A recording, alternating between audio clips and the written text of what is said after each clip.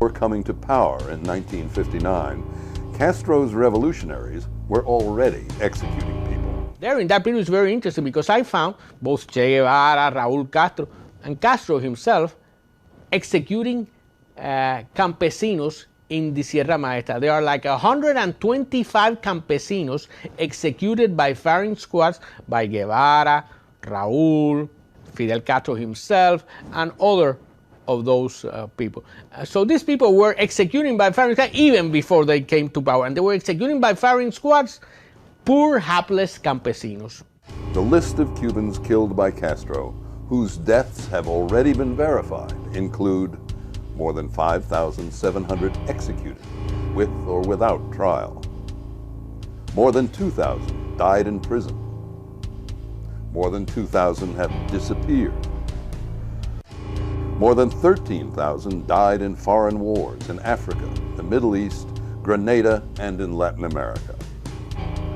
To this list must be added those killed on both sides during the Bay of Pigs invasion in 1961, and the 4 brothers to the rescue flyers who were assassinated on February 24, 1996, over international waters. More than 77,000 died in the Straits of Florida trying to flee the island in search of freedom. To begin to envision this horror, just consider the testimony of this one rafter who saw Cuban helicopters dropping sandbags to capsize and sink rafts. Cuando vimos el helicóptero, fuimos a hacerle señas con una toalla blanca que traíamos, pero de pronto él enciende un reflector para abajo para alumbrar. Y encendiendo el reflector, al momento empezaron a caer sacos de arena y nosotros decidimos no hacerle señas con la toalla blanca y con el nylon. Todos nos sentamos, nos acostamos en el bote y decidimos taparnos con el nylon porque cuando vimos los sacos de arena sabíamos que si nos veían nos hundirían igual que las otras veces.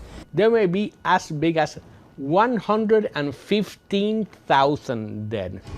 Every year, Cubans in exile commemorate the deaths of their relatives and loved ones at a memorial with thousands of white crosses. Each cross bears the name and date of death of a victim to honor those who have lost their lives trying to escape across the Straits of Florida, as well as those martyrs who were executed or killed while fighting the Castro dictatorship.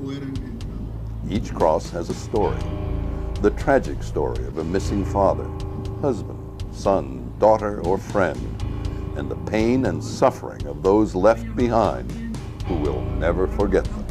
20 de la familia fueron 20 que estuvieron presos. De los 20 que quedaron presos, 2 estuvieron fusilados, que fueron Armando Hernández González y Ramón Toledo Lugo. Llegaron a la casa y le dieron la noticia a mi abuela, a la que nos crió, porque mami estuvo presa 8 años. Mi nombre es José Otero Estrada, yo estoy aquí porque tengo 7 de familia que son. Mario Otero fue fusilado el día 4 de enero en la granja Santa Elena. Junto con él fusilaron 8 ese día. This memorial is to pay tribute to the thousands of Cubans, men, women and children, victims and martyrs of Castro's tyranny for almost more than 4 decades. The Castro regime never informs relatives when an execution is going to take place, nor where the body is buried. A mi familia nunca le dijeron dónde estaban sepultados. But the Castro tyranny of almost half a century is responsible for much more than the deaths of more than 100,000 Cubans. Terrorists and guerrillas trained in Cuba are guilty of hundreds of thousands of additional deaths in Latin America and Africa. Por lo tanto, señor Castro, es absolutamente intolerable que usted, involucrado en la muerte de tantos salvadoreños, que usted, que entrenó a muchísimas personas para matar a salvadoreños, eso es absolutamente intolerable. The Commission of Truth in Peru estimates that at least 70,000 persons have been killed in that country because of subversion sponsored by Cuba. Since the 1960s, Colombian guerrillas trained in Cuba have caused the deaths of more than 200,000 Colombians. The Sandinista War with the Contras in Nicaragua caused further thousands of deaths.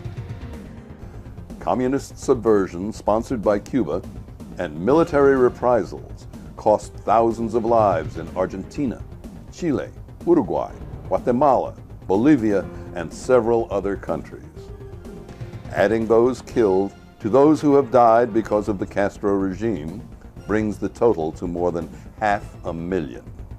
And the death toll continues to rise because the tyrant is still in power.